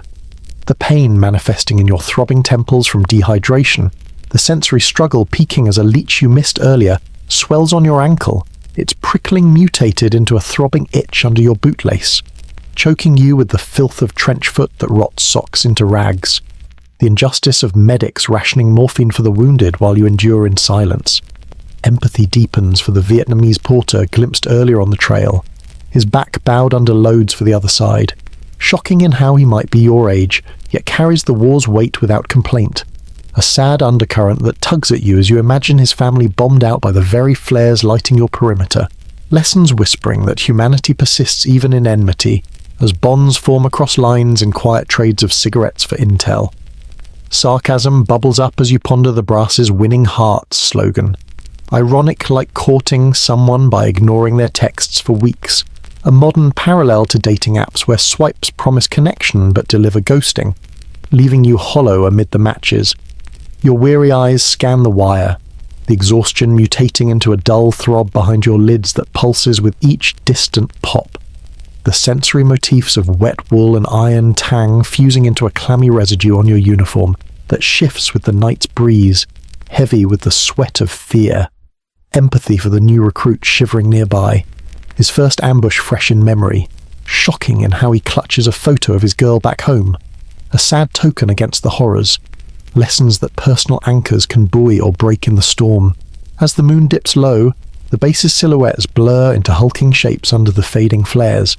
A strange visual image of barbed coils twisting like serpents in repose, leaving a psychological chill that whispers of unspoken ambushes lurking in the weariness, where this leech-infested night might shatter into chaos, or bind fragile souls in the darkness's unrelenting hold. You awaken to lunar night's shattering blasts ripping through Saigon's slumbering streets like a nightmare clawing its way into reality. the cold shock gripping your chest like injustice's fist clenched around your heart, leaving you bolt upright in a sweat-soaked bunk as explosions bloom in the distance. Did you know that on January 30, 1968, during Tet Nguyen Dan, Vietnam's most sacred holiday, when families traditionally reunited under fireworks and feasts, over 80,000 North Vietnamese and Viet Cong forces launched simultaneous attacks on more than 100 cities and bases across the south, catching US and ARVN troops in a web of surprise that historians still debate as a suicidal gamble or a masterful psychological masterstroke. A strange custom where attackers disguised as civilians infiltrated urban centres days earlier, blending into holiday crowds with hidden weapons tucked under festival robes like deadly gifts waiting to unwrap. Your heart pounds against your ribs as the bass siren wails, the humid chains of sudden chaos wrapping around your limbs like mutated restraints from the leech-infested nights, evolved now into this frantic scramble where your fingers fumble with your helmet strap, slick with the wet wool sweat that's heavy and oppressive, clinging like a panic attack you can't shake off. The sensory struggle surging as acrid gunpowder smoke drifts through the barracks window, stinging your eyes and coating your throat in a filthy residue that mutates the iron exhaustion from endless vigils into this choking bitterness laced with cordite, heavy and suffocating like inhaling the fumes from a fireworks show gone horribly wrong. Ironic given how Tet was meant for ancestral altars laden with fruit and incense, not for mortars raining on embassies, worse than planning a family reunion only to have uninvited guests crash it with grenades. The pain of scraped knees radiating as you dive for cover under your cot when a nearby blast rattles the walls. A shocking element that jolts you when shards of glass from a shattered window pepper the floor like deadly confetti. Empathy flooding your racing mind for the civilian family huddled next door. Their Tet feast interrupted by the sad wail of children, clutching sticky rice cakes now dusted with debris. Lessons echoing that underestimating cultural symbols invites backlash, as this holiday assault turned a time of renewal into one of reckoning, shattering the illusion of American control. Zoom out for a lyrical breath, and the city sprawls like a fractured lantern under the lunar glow, a poetic inferno where pagodas and markets ignite in sporadic flashes, widening to encompass how the offensive, code-named General Uprising, aimed not for territorial holds, but to spark a popular revolt that never fully materialized, academics arguing if Hanoi's planners miscalculated Southern resentment or brilliantly exposed US vulnerabilities. Revisiting Ho Chi Minh from the Trail's whispers with a surprising twist, the aging strategist bedridden in Hanoi approved the plan despite intelligence warnings, his vision mutating the guerrilla shadows into this bold conventional strike that cost 45,000 communist lives but cracked global perceptions. An absurd historical tidbit that attackers breached the US Embassy compound by blasting a hole in the wall at 3 a.m. They're holding it for 6 hours before Marines retook it. A clever commentary on how symbolism trumps strategy. Sarcastic like throwing a surprise party where the guests arrive armed and uninvited. A modern comparison to how viral challenges explode on social media, starting small but overwhelming systems before anyone can react. Lessons whispering that timing attacks during lulls exploit complacency. As General Giap Ho's tactical genius orchestrated the waves from hidden command posts while American generals like Westmoreland assured the public of imminent victory just weeks prior, the factual moment blasts in as another rocket whistles overhead, the choking bitterness on your tongue mutating the acrid blaze from monastic protests into this explosive tang of phosphorus that sears your nostrils. Recalling how in Hue, the ancient imperial city, fighters held the citadel for 25 days in house-to-house fighting that killed 5,000 civilians, the pain manifesting in your eardrums from the concussive booms, the sensory struggle peaking as dust and cordite filth rain down, coating your skin in a gritty layer that mutates the wet wool cling into an abrasive crust, choking you with the injustice of how Tet's urban shadows revealed the war's cruel illusion, turning festive streets slick with blood and spent casings. Empathy deepens for the Arvn soldier fighting beside you, his family in the crossfire downtown, shocking in how he clutches a Tet amulet for luck amid the carnage, a sad undercurrent that tugs at you as you imagine his wife barricading doors against infiltrators disguised as revelers. Lessons learned in retrospect that intelligence failures ignoring captured documents, hinting at the assault stem from hubris. The CIA analysts dismissed the build-up as bluff, breeding overconfidence that crumbled under the onslaught. Sarcasm bubbles up as you ponder Westmoreland's pretet boasts of light at the end of the tunnel. Ironic, like assuring clear skies right before a hurricane hits. A modern parallel to stock market gurus predicting booms just before crashes, leaving investors drenched in regret. Your pulse races as you grab your rifle and dash toward the perimeter.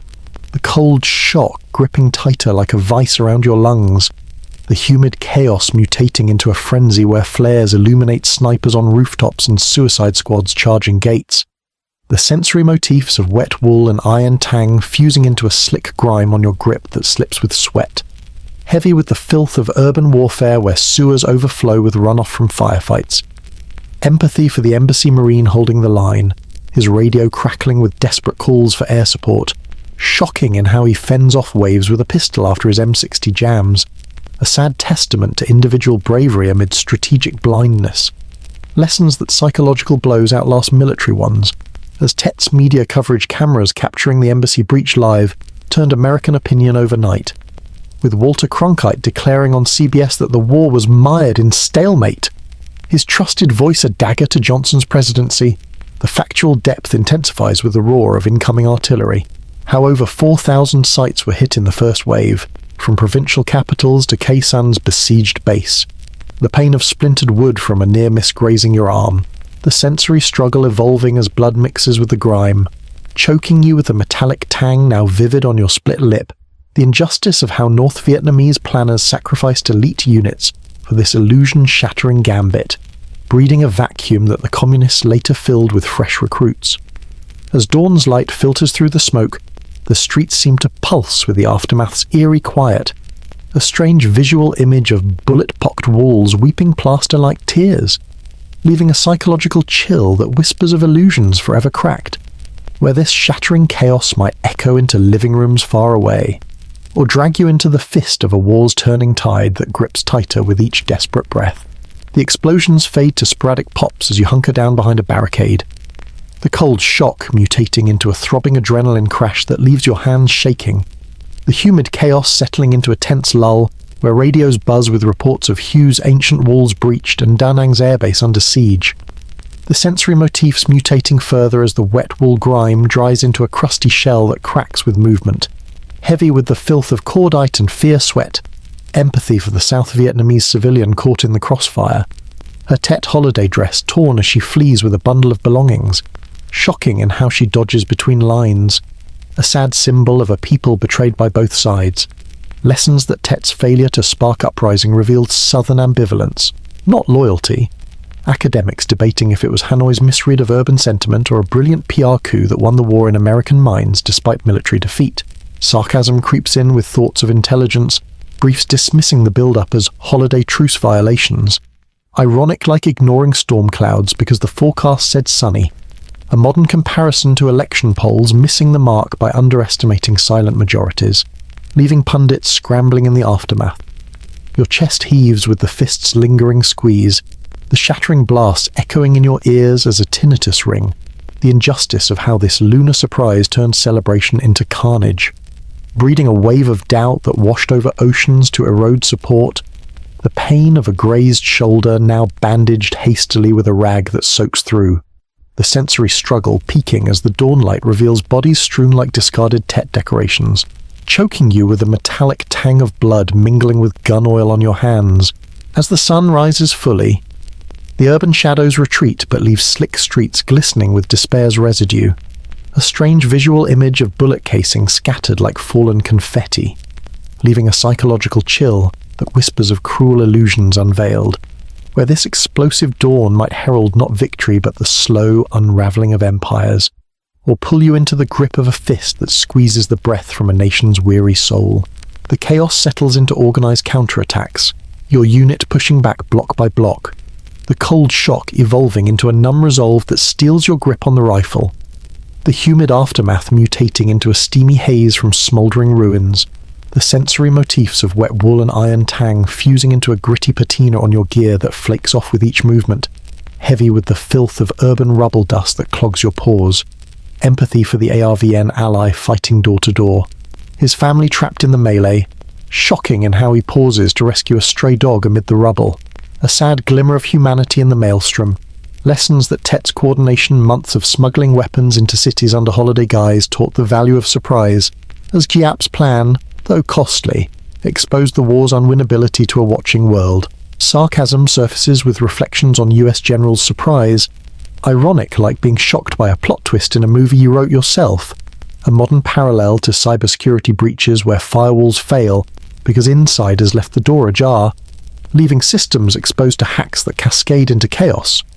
Your fist unclenches slowly as the fighting wanes, the shattering illusion lingering like tinnitus, the injustice of how this Tet bloodbath, costing 3,000 US lives in a month, flipped the narrative from winning to stalemate. The pain of a lost comrade's now a throbbing void in your squad, the sensory struggle easing as dawn's light warms the slick streets.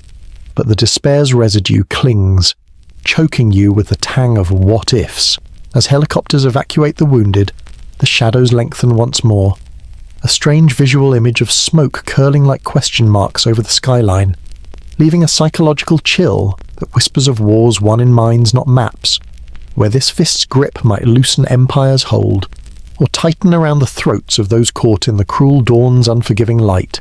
The counteroffensive gains ground, your boots pounding pavements slick with the night's remnants, the cold shock fading into weary determination, the humid residue mutating into a drying crust that cracks under strain, the motifs evolving as the iron tang sharpens with each breath of cordite-laced air, heavy with the burden of illusion shattered, empathy for the journalist capturing the embassy siege, his camera lens fogged with the sad truth of vulnerability, shocking in how his footage beamed to American TVs turned public opinion overnight, a sad pivot that tugs at you as you secure a perimeter, lessons that media's eye can wound deeper than bullets, academics debating if Cronkite's mired in stalemate broadcast was journalism's finest hour or biased defeatism, sarcasm lingers with thoughts of intelligence, failures, ironic like missing the elephant in the room because you were counting ants, a modern comparison to viral videos going unnoticed until they explode, leaving responders scrambling in the viral wake.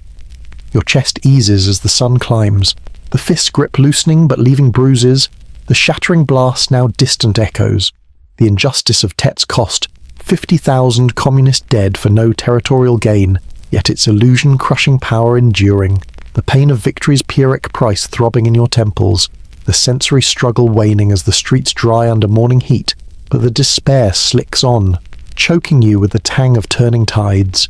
As order restores, the shadows retreat to alleys, a strange visual image of bullet-riddled banners fluttering like tattered flags of false peace, leaving a psychological chill that whispers of cruel reckonings ahead, where this dawn's chaos might birth the end of dreams, or fist you into the unrelenting grasp of a war's shifting illusions. The mopping up begins, your squad clearing rubble-strewn lanes, the cold remnants mutating into a gritty aftermath that grinds underfoot, the motifs fusing as wet wool dries to stiff armor, heavy with the filth of spent casings, empathy for the orphaned child wandering dazed, her Tet dress torn, shocking in how she clutches a singed lantern, a sad symbol of lost celebration. Lessons that offensives like Tet expose war's human underbelly, turning military metrics into moral quagmires, sarcasm on the surprise element, ironic like forgetting your anniversary despite calendar reminders, a modern parallel to stock crashes predicted but ignored by overconfident markets.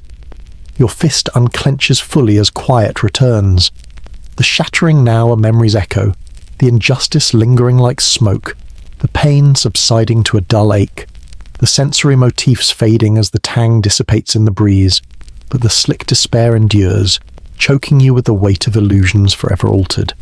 As the day unfolds, the shadows lengthen anew, a strange visual image of craters pooling with rainwater like tears in the pavement, leaving a psychological chill that whispers of fists unclenching, only to strike elsewhere, where this chaotic dawn might fist the world into reckoning's cold, unrelenting embrace. You march through gas-clouded crowds that surge like a human tide against barricades in Chicago streets, the acrid injustice burning your eyes with tear gas that seeps into every crease of your skin like a venomous fog you can't outrun, leaving you blinking through the haze and wondering if a single protest chant could really topple the war machine that's devoured your generation's youth. Did you know that by 1968, over 500,000 Americans had taken to the streets in anti-war rallies across the nation, culminating in the Democratic National Convention chaos, where police clubbed 600 demonstrators and arrested hundreds more? Historians still debating whether this was a spontaneous eruption of dissent or a deliberate clash engineered by authorities to discredit the movement. A strange custom where students burned draft cards in public bonfires, their flames symbolizing the rejection of a lottery system that sent 2 million draftees to Vietnam while college deferments shielded the privileged. Your lungs constrict from the chemical sting drifting on the wind. The humid chains of domestic turmoil wrapping around your throat like mutated vapors from the Gulf's phantom storms, evolved now into this choking veil of pepper spray and sweat that soaks your shirt in a wet wool heaviness that's sticky and oppressive, heavy and suffocating like wearing a gas mask that's fogged from your own panicked breaths, the sensory struggle mounting as rubber bullets whiz past, their thuds against shields radiating pain through the air like shock waves from unseen explosions. Ironic given how the draft disproportionately targeted working class and minority youth, with black Americans comprising 11% of the population, but 20% of combat deaths, worse than a rigged lottery where the house always wins but the prizes are body bags. The pain of a baton graze on your arm throbbing like a fresh bruise, a shocking element that jolts you when a fellow protester, a young mother clutching her child's hand, crumples under a nightstick swing, her cry piercing the din in a sad echo of maternal despair, empathy flooding your stinging eyes for her, knowing she's here because her brother vanished in Khe San's siege. The sad reality of how civil rights leaders like Martin Luther King Jr. linked Vietnam to domestic oppression, declaring the US the greatest purveyor of violence in the world in his 1967 Riverside Church speech. Lessons echoing that wars abroad mirror injustices at home, fracturing societies when the powerful send the poor to fight, zoom out for a lyrical breath, and the protest swells like a turbulent river through urban canyons, a poetic uprising where placards bob like flotsam in a sea of raised fists, widening to encompass how this division tore families apart. Revisiting Johnson from the Tet's psychological blow with a surprising twist, he, the architect of escalation, faced his own party's revolt as anti-war candidates like Eugene McCarthy surged in primaries, academics arguing if the convention violence was police overreach or a symptom of a nation unravelling at its seams. An absurd historical tidbit that demonstrators released live pigs into the streets to mock pig cops, a clever commentary on how absurdity amplifies outrage. Sarcastic like protesting a bad movie by throwing popcorn at the screen only to get ejected by ushers. A modern comparison to how viral videos of police clashes today spark global movements like Black Lives Matter, turning cell phones into weapons of accountability, where batons once ruled unchallenged. Lessons whispering that suppressing dissent only amplifies it. As the Chicago 8 trial later convicted activists like Abby Hoffman for conspiracy, in a circus of courtroom antics that expose judicial bias, the factual moment surges in as you link arms with the line.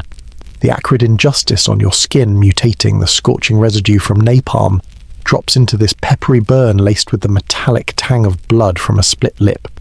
Recalling how in 1969 the moratorium to end the war drew 2 million participants nationwide, the largest protest in US history until then, the pain manifesting in your watering eyes from the gas that blurs the charging police line, the sensory struggle peaking as truncheons crack against skulls nearby, their thuds mutating the choking bitterness into a ringing in your ears that drowns out chants, choking you with the filth of rubber fragments and tear-streaked dirt that cakes your face like war paint gone wrong. The injustice of how Muhammad Ali, stripped of his boxing title for refusing the draft with "I ain't got no quarrel with them Viet Cong," became a symbol of resistance, breeding a wave of conscientious objectors who fled to Canada in numbers exceeding 50. Vo, empathy deepening for the veteran protester beside you, his purple heart pinned defiantly to a peace sign, shocking in how he throws his medals at the barricade in a sad act of renunciation, a sad undercurrent that tugs at you as you imagine his nights haunted by jungle flashbacks. Lessons learned in retrospect that conflating patriotism with blind obedience erodes national unity. As King's assassination in 1968 amid his anti-war stance, linked civil rights to Vietnam in a tragic convergence. Sarcasm bubbles up as you ponder the government's silent majority rhetoric, ironic like claiming everyone's on your side while the room empties out, a modern parallel to politicians tweeting unity during divisions that social media only widens, leaving echo chambers where truths fracture like glass under boots. Your eyes stream from the burn, the acrid mutating into a persistent itch that spreads like wildfire under your collar. The sensory motifs of wet wool and iron tang fusing into a grimy mask on your face that cracks with each shout. Heavy with the sweat of exertion as you hold the line against the push. Empathy for the student draftee facing you across the barricade in riot gear, his shield hiding a face that might mirror your own doubts. Shocking in how he hesitates before swinging, a sad glimpse of fractured brotherhood. Lessons that domestic pull tears families when wars demand sacrifices from the unwilling.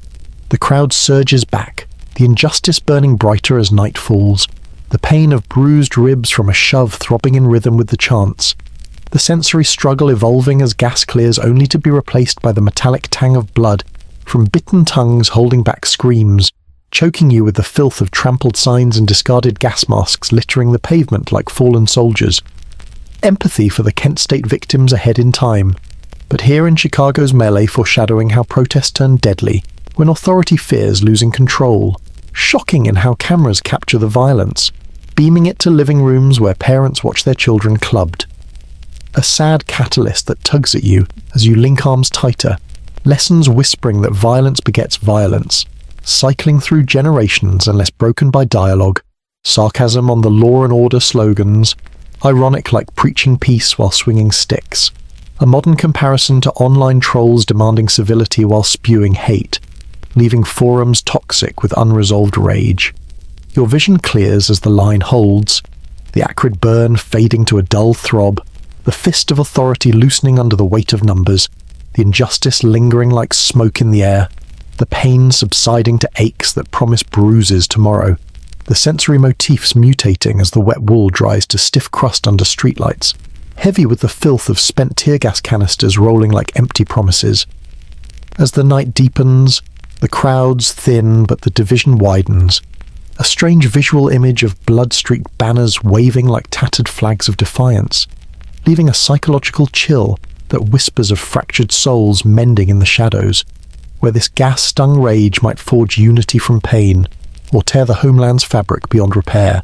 The standoff drags on, your push evolving into a steadfast hold, the acrid remnants mutating into a lingering haze that blurs the lines between protester and enforcer, the sensory struggle waning as adrenaline crashes, leaving you hollow yet resolute, the motifs fusing into a gritty patina on your skin that flakes with movement, heavy with the sweat of collective will, empathy for the cop unmasking briefly, his eyes weary with the sad burden of orders, shocking in how he nods subtly before turning away, a sad hint of shared humanity, lessons that divisions heal when faces replace faceless foes, sarcasm on the draft's equity, ironic like a lottery where winning means losing everything, a modern parallel to algorithm biases that favor the privileged, leaving the rest in digital dust. Your family pulls at your thoughts, the tear at the homeland's soul mutating into personal rifts where brothers argue over dinner about the war's worth, the injustice of conscription breeding generational scars that throb like old wounds, the pain of division echoing in every chant, the sensory struggle peaking once more as a final gas burst scatters the line, choking you with the filth of unresolved fury that coats the night. As dawn approaches, the crowds reform in pockets of resilience, the strange visual of flickering flashlights like stars in a stormy sky, leaving a chill that whispers of souls facing the fracture head-on, where this stung division might mend or break the fractured homeland forever. The morning light filters through, the acrid burn dissipating like mist, the fist of rage loosening into weary fists raised in solidarity, the injustice lingering but the pain transforming into purpose, the motifs fading as the wet wool sloughs off in the breeze, heavy no longer but light with the filth of battle won in spirit if not in streets. As the protest evolves into a vigil, the strange image of candles replacing gas clouds, the chill warms to a shared fire, whispering that facing the tear head-on forges bonds stronger than before. You unearth buried horrors in leaked shadows that slither from classified files like venomous secrets finally uncoiling. The deceits rot, coating your throat with a bitter slime that chokes, like swallowing lies turned to acid, leaving you gagging on the foul aftertaste of betrayal, as if the very air in the Pentagon's dimly lit archives has curdled from years of suppressed truths. Did you know that in March 1968, at the hamlet of My Lai were US soldiers from Charlie Company, massacred over 500 unarmed Vietnamese civilians, mostly women, children, and elders, in a frenzy that lasted 4 hours? Historians still debating whether this was an isolated atrocity born of frustration or a symptom of systemic moral decay from a war that dehumanized the enemy. A strange custom where troops posed for photos with the dead as trophies, flipping the narrative from liberators to executioners in a snapshot of horror that would haunt courtrooms for decades.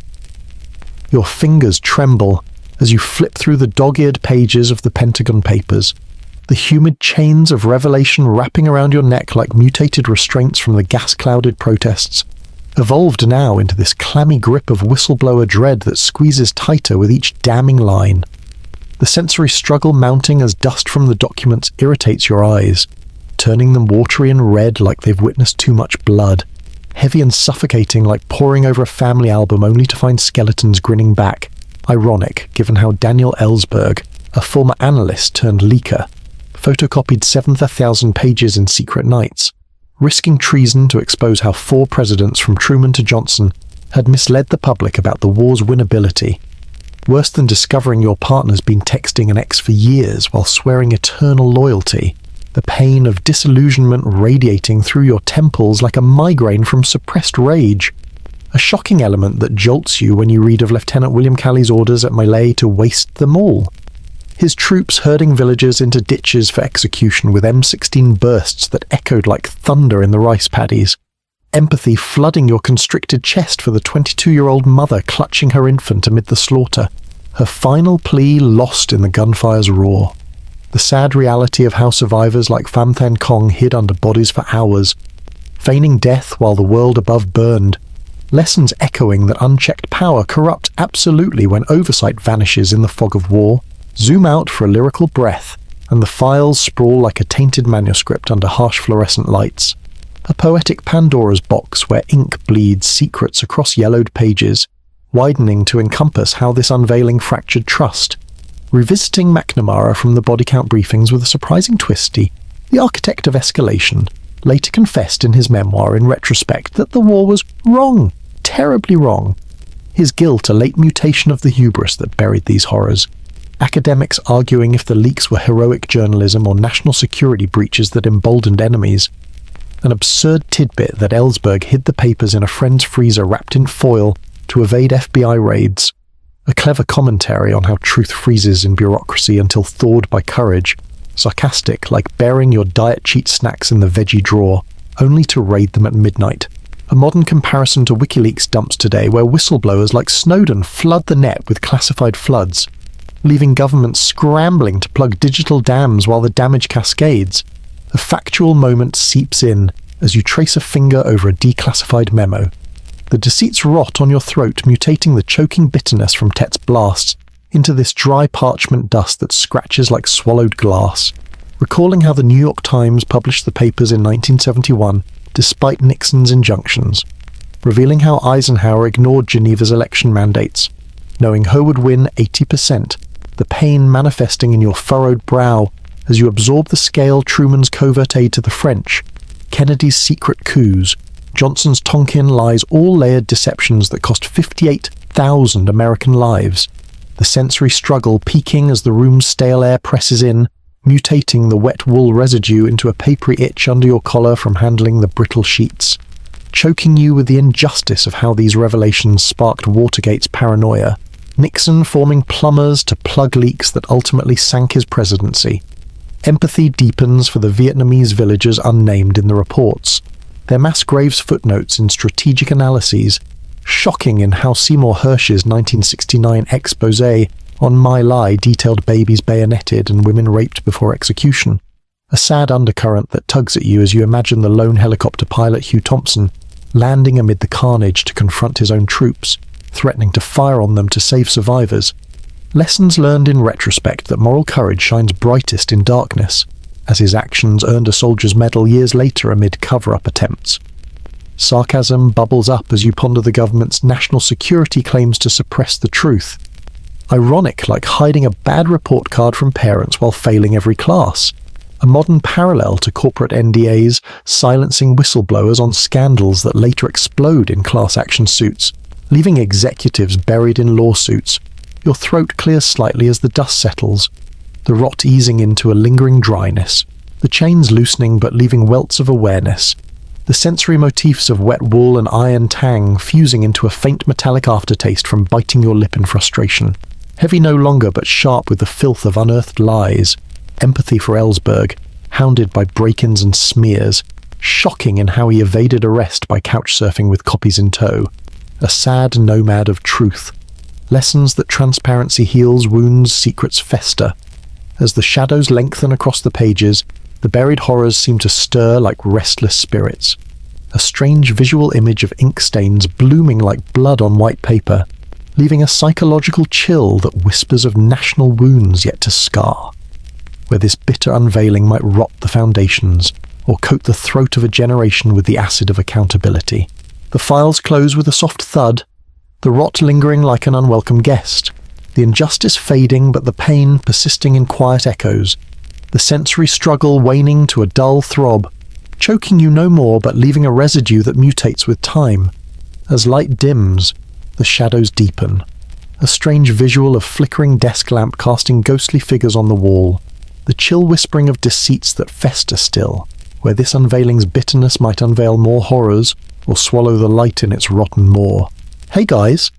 Tonight we're diving into the entire history of the Vietnam War, that endless quagmire where empires crumbled and a nation's soul got shredded in the jungle's unyielding grip. Did you know that what started as a whisper in colonial boardrooms dragged on for 2 decades, claiming over 3 million lives in a conflict that still haunts us like a bad dream you can't shake? What if I told you the seeds were planted, not in bombs or battles, but in the quiet exploitation of rice fields where French overlords treated locals like disposable tools, forcing them to harvest riches that never filled their own bowls? Could a simple act of rebellion from a man who travelled the world spark a fire that consumed generations? And here's the kicker. Historians still debate whether Ho Chi Minh was a true revolutionary hero or just a pragmatic survivor, playing the long game in a world of superpowers, treating smaller nations like pawns in a chess match gone horribly wrong. So, before you get comfortable, take a moment to like the video and subscribe. Let me know where you're watching from and what time it is where you are. I love seeing how far this sleepy little time machine reaches. Now, dim the lights, maybe turn on a fan for that soft background hum, and let's ease into tonight's journey together. You choke on the sticky, sweat-soaked air of French Indochina's endless rice paddies, the humid chains of colonial rage wrapping around your chest like a forgotten promise that's turned sour and suffocating, each breath pulling in the earthy filth of exploitation that grinds into your skin, raw and unrelenting, as if the very ground resents the foreign boots stomping it down. Your bare feet sink into the warm mud, leeches latching on with that prickling pain that's almost ironic, like nature's own sarcasm reminding you that this land was never meant to feed empires but to nurture its own. Yet here you are, bent double under the sun's merciless glare, harvesting rubber and rice for distant Parisian tables, while your stomach growls with the injustice of it all. A quiet fury bubbling beneath the surface like steam from a pot about to boil over. You glance up, wiping the salty sweat from your eyes, and spot the French overseer on his horse, whip in hand, his uniform starched and crisp in a way that mocks your ragged cloth, his voice barking orders in a language that feels like nails on your eardrums, demanding more output from fields already bled dry. Historians still argue whether this colonial grip was a civilizing mission as the French claimed, or just naked greed dressed in Enlightenment rhetoric. But to you, it's the daily grind of pain, the iron bite of chains, literal and figurative, that chafes your wrists during forced labour shifts. Worse than being stuck in modern traffic with no AC on a sweltering day. Except here, the stakes are your survival, not just your patience. As the day drags on, the sensory struggle intensifies, the wet wool of your soaked shirt clinging like a second skin that's too tight, mutated from the morning's damp promise into an afternoon torment that itches and chafes, while the injustice of it all settles in your bones like a deep ache, knowing that your family's plot was seized years ago for a plantation that ships wealth overseas, leaving you with scraps and starvation wages that barely buy the rice you grow yourself. You hear whispers among the workers, faint at first, like the rustle of leaves before a storm, tales of a man named Nguyen Tat Than who'd later call himself Ho Chi Minh travelling the world as a cook on ships, absorbing ideas from Paris cafes and American docks, where he read Jefferson's words on equality and wondered why they didn't apply to his people back home. It's an absurd tidbit, isn't it, that the spark of revolution came from a kitchen hand who scrubbed pots in Harlem hotels, dreaming of liberty while facing the filth of discrimination himself. A modern comparison to how today's gig economy workers might plot change over late-night deliveries, but empathy creeps in as you spot a fellow labourer, eyes hollow from hunger, collapsing into the mud with a soft thud that no one dares acknowledge for fear of the whip's crack. A shocking element that tugs at your heart, the sad reality that thousands starved under this system, their bodies buried in unmarked corners of the fields they toiled, while French villas in Hanoi gleamed with imported wine and silk. Zoom out for a moment, and the landscape stretches endlessly, a poetic sea of green paddies undulating under the tropical sky, yet scarred by the invisible lines of ownership that divide brother from brother, a widening perspective that reveals how this quiet oppression planted seeds of rage that would erupt not just here, but across oceans in boardrooms where maps were redrawn without a thought for the human cost. You mutter a sarcastic quip under your breath, something like how this colonial hustle feels worse than a pyramid scheme, where the top gets rich and the bottom gets buried. But the words catch in your throat as evening falls. The iron bite now mutated into the cold chill of night air seeping through your thin rags. Injustice manifesting as shivering bones and empty bellies. Physical events unfold as you join a secret gathering by torchlight's flickering glow, the smoky warmth a brief respite from the day's grind, where elders share stories of resistance, their voices low and laced with empathy for the young like you, who dream of breaking free. It's here you learn of Ho's return, his absurd historical tidbit of posing as a photographer to evade spies, blending into crowds while organizing the Viet Minh, a group that would turn whispers into roars. But the meeting scatters at the sound of approaching patrols, your heart pounding with the pain of near discovery, the filth of fear sweat mixing with the mud on your skin, a sensory struggle that leaves you gasping in the underbrush, hiding like an animal in your own land. Historians debate if this early resistance was inevitable or accelerated by World War II's chaos, when Japan invaded and the French collaborated, turning the injustice into a double betrayal that fueled Ho's Declaration of Independence in 1945, echoing American ideals in a Hanoi square packed with hopeful faces. Ironic, isn't it? Like borrowing a neighbour's lawnmower only to claim the yard as your own. As you crawl back to your hut, the recurring motif of wet wool evolves into the damp chill of dew-soaked grass against your palms, a mutated reminder of how exploitation clings long after the day's labour ends, while the shocking sadness hits when you think of the children playing nearby, their laughter fragile against the backdrop of coming storms. Empathy swells for those like your imagined kin, displaced by plantations that promised progress but delivered only pain, a modern parallel to how today's supply chains hide exploitation in far-off factories, out of sight but staining our comforts. The night deepens, torchlight fading to embers in the distance, casting long shadows that dance like ghosts of unrest, and you wonder if this simmering rage will boil over into something unstoppable, a psychological chill settling in your gut as the stars above seem indifferent to the filth below. You lie awake, the iron on your teeth now a taste of resolve, mutated from bitterness to determination, questioning what horrors might unfold if the whispers turned to shouts, the injustice no longer silent but screaming across the paddies. A strange visual lingers in your mind's eye, the moon reflecting in a puddle like a shattered mirror of broken dreams, pulling you toward the unknown dawn where revolution waits with open, bloodied arms. You choke on the sticky, sweat-soaked air of French Indochina's endless rice paddies, the humid chains of colonial rage wrapping around your chest like a forgotten promise that's turned sour and suffocating. Each breath pulling in the earthy filth of exploitation that grinds into your skin, raw and unrelenting, as if the very ground resents the foreign boots stomping it down. Did you know that by the late 1800s, France had seized this land not through heroic battles, but through sneaky treaties and gunboat diplomacy, turning a vibrant kingdom into a cash cow that milked over 20 million tons of rice annually for export? While locals starved on scraps, historians still debate whether this was enlightened progress or just glorified theft wrapped in civilizing rhetoric. But to you, bent over in the sweltering heat, it's the daily stab of injustice. You're back aching like a modern office worker's after a 12-hour shift without breaks. Except here the boss carries a whip and the pay is pennies that barely buy the mouldy bread you chew at dusk. You wipe the salty sweat from your brow, feeling it sting the small cuts on your hands from harvesting the sharp-edged rice stalks.